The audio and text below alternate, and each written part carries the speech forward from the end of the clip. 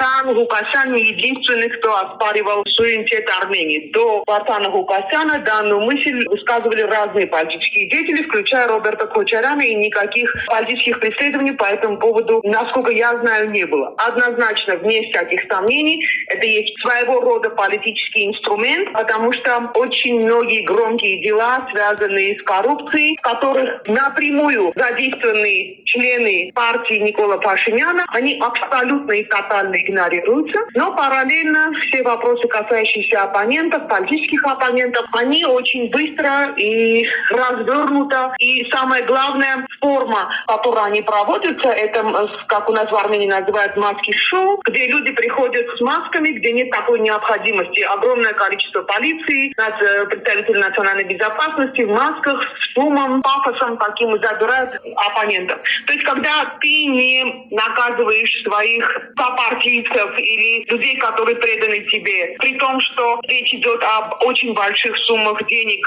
из государственного бюджета, но параллельно при этом находишь причины арестовывать своих оппонентов, это не вопрос в правовом поле, это чисто политический инструмент.